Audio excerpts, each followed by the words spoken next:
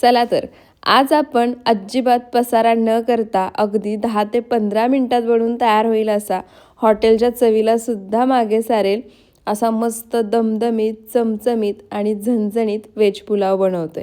हा व्हेज पुलाव बनवायला तर इतका सोपा आहे की अगदी कोणीही बनवू शकेल आणि कुकरमध्ये बनवतोय त्यामुळे 10 मिनिटांमध्येच अगदी झटपट बनवून तयार होईल आणि चवीला म्हणाल तर एकदम जबरदस्त। चला तर मग पटकन सुरुवात करूया। तर त्यासाठी इथे मी एक बाउल घेतलाय। आता यामध्ये इथे मी 1.5 वाटी तांदूळ घेणार आहे। तांदूळ मी आपण नेहमी पुलाव किंवा बिर्याणी बनवण्यासाठी जो वापरतो तोच या ठिकाणी वापरतीये। आता या वाटीने मोजून मी बरोबर 1.5 वाटी इतका तांदूळ घेतलाय। तुम्ही या ठिकाणी रेग्युलर तुम्ही जो भात बनवण्यासाठी घरी तांदूळ वापरता तो वापरला तरी सुद्धा चालेल। आता हा तांदूळ एक 2 ते 3 वेळा आपल्याला पाण्याने स्वच्छ धुवून घ्यायचा आहे। तर इथे पहा तांदूळ मी एक 2 ते 3 वेळा हाताने चोळून अगदी स्वच्छ धुवून घेतला आहे। आता यामध्ये पाणी घालायचं। तर तांदूळ पूर्णपणे बुडतील इतकं यामध्ये पाणी घालायचं आहे आणि हा तांदूळ आपल्याला एक 15 ते 20 मिनिटं भिजण्यासाठी बाजूला ठेवायचा आहे। हा तांदूळ भिजतोय तोपर्यंत तुम्ही बाकीची तयारी करून घेतली तरी सुद्धा चालेल। आता झाकण ठेवून हा तांदूळ भिजण्यासाठी मी बाजूला ठेवते। तर इथे मी तांदूळ भिजत घालण्याआधीच बाकीची तयारी करून घेतली होती। आता आपण लगेच पुलाव बनवायची तयारी करूयात तोपर्यंत तांदूळ सुद्धा छान भिजेल। त्यासाठी मी गॅसवर कुकर गरम करायला ठेवलाय। आता यामध्ये 2 चमचे तूप आणि 2 चमचे तेल घालायचे। कोणताही आणि कधीही मसाले भात पुलाव किंवा बिर्याणी बनवत असाल ना तेव्हा अर्धं तेल आणि अर्धं तूप असं कॉम्बिनेशन वापरून पहा। बिर्याणीची पुलावची किंवा मसाले भाताची चव अप्रतिम येते। तर इथे पहा तेल आणि तूप मिक्स झाले व्यवस्थित आणि गरम सुद्धा झाले। आता यामध्ये काही खडे मसाले घालायचे। त्यामध्ये इथे मी 2 तमालपत्र, 1 मोठी वेलची, 2 हिरवी वेलची, 4 लवंगा, 4 ते 5 काळी मिरी, 1 स्टार फूल आणि अर्धा चमचा जिरे घेतले आहेत। सर्व खडे मसाले यामध्ये घालायचे। मध्यम आचेवर एक अर्धा मिनिटभर परतून घ्यायचे। खडे मसाले मध्यम आचेवर एक अर्धा मिनिटभर परतून घेतले की आता यामध्ये इथे मी उभा पातळ चिरलेला कांदा घेतलाय तो कांदा घालायचा आणि मध्यम आचेवरती कांदा सुद्धा छान हलकासा सोनेरी रंग येईपर्यंत परतून घ्यायचा आहे। कांदा आपल्याला अगदी सोनेरी रंग येईपर्यंत परतून घ्यायचा आहे, पण हलकासा कांद्याचा रंग बदलायला लागला की काय करायचं ते मी तुम्हाला पुढे सांगतेच। तर इथे पहा कांद्याचा हलकासा रंग बदलायला लागला आहे, पण कांदा पूर्णपणे सोनेरी रंग येईपर्यंत परतला गेला नाहीये।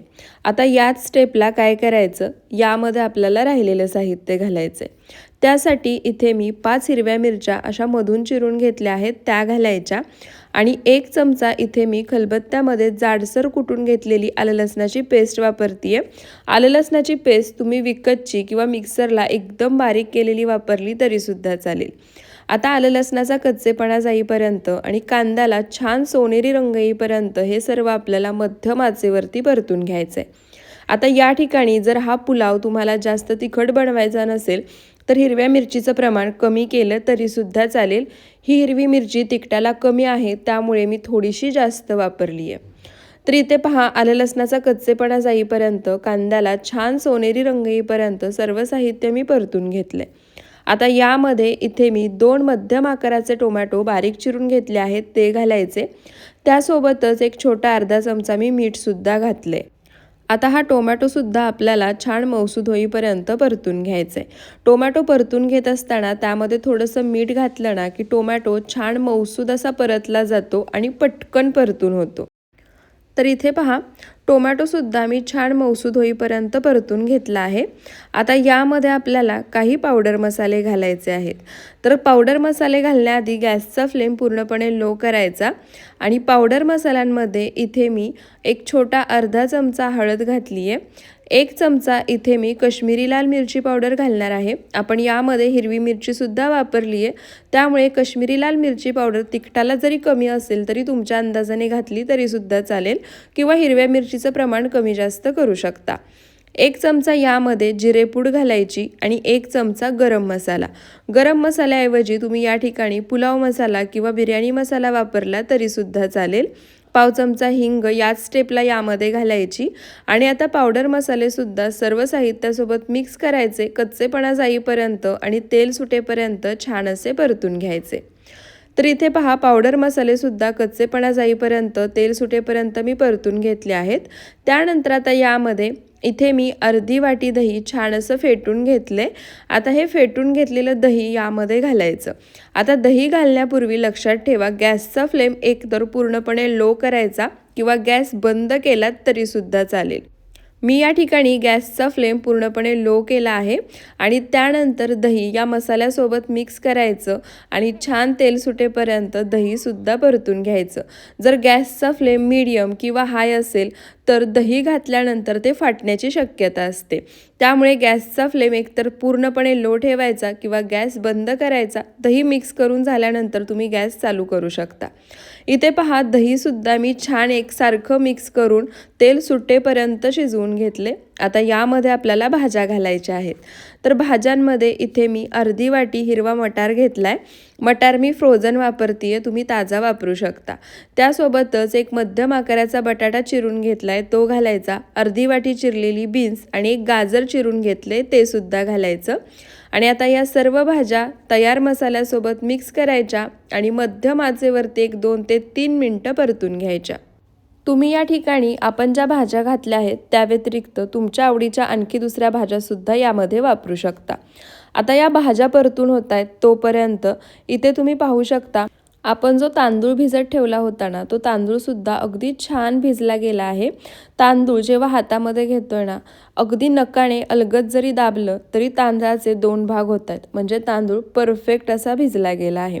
तांदळातलं सर्व पाणी मी काढून घेतले। त्यासोबतच इथे तुम्ही भाज्या पाहू शकता अगदी छान परतल्या गेल्या आहेत। भाज्यांना रंगसुद्धा पाहू शकता किती सुंदर आलाय।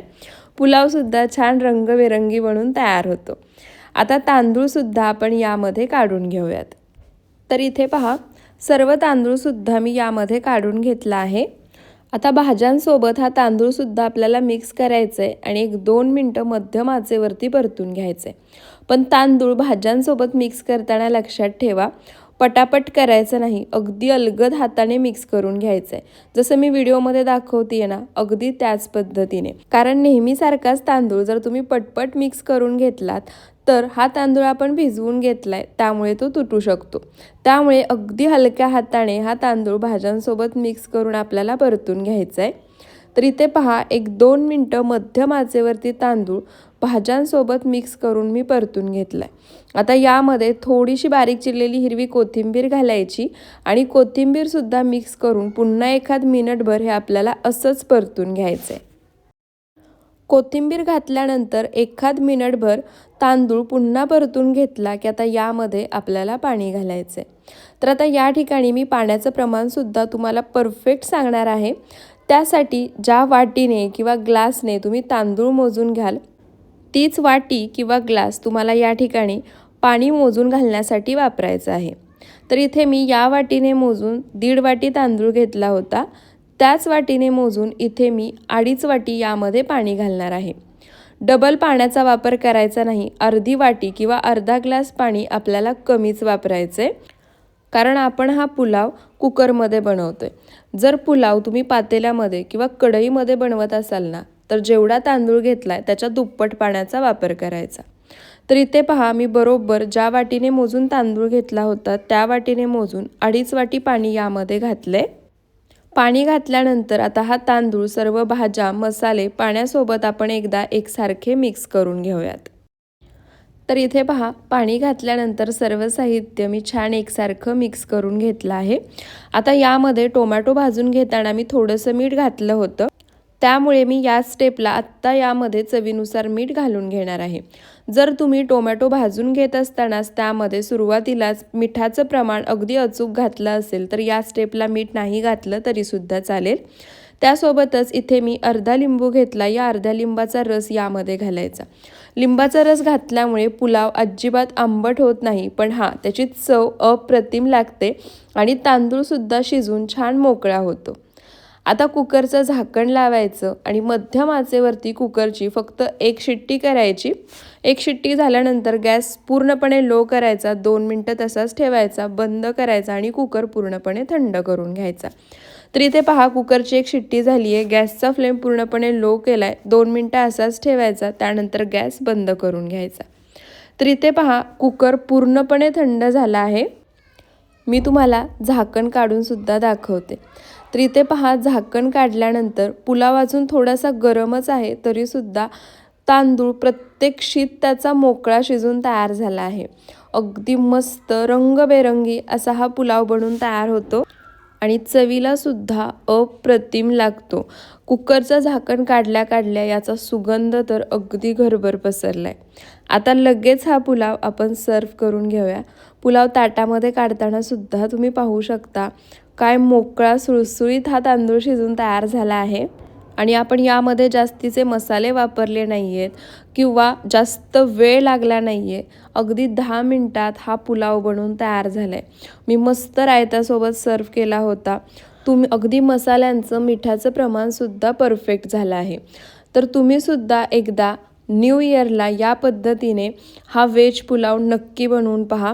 बनवायला तुम्ही पाहिलाच किती सोप्पा आहे, मोजक्या साहित्यात बनवून तयार होतोय आणि अगदी कोणीही बनवू शकेल इतका सोप्पा, अगदी बॅचलर्ससुद्धा. तर तुम्हीसुद्धा एकदा या पद्धतीने हा चमचमीत दमदमीत व्हेज पुलाव घरच्या घरी फक्त 10 मिनटात नक्की बनवून पहा. व्हिडिओ आवडला असेल तर व्हिडिओला जास्तीत जास्त शेअर करा, 1 लाईक नक्की करा. आणखी अशाच रेसिपीज पाहायच्या असतील तर आपल्या सरिताज किचन मराठी या यूट्यूब चॅनलला सबस्क्राईब करायला विसरू नका. पुन्हा भेटूयात अशाच साध्या सोप्या नवनवीन रेसिपी व्हिडिओजसोबत. व्हिडिओ शेवटपर्यंत पाहिल्याबद्दल खूप खूप धन्यवाद.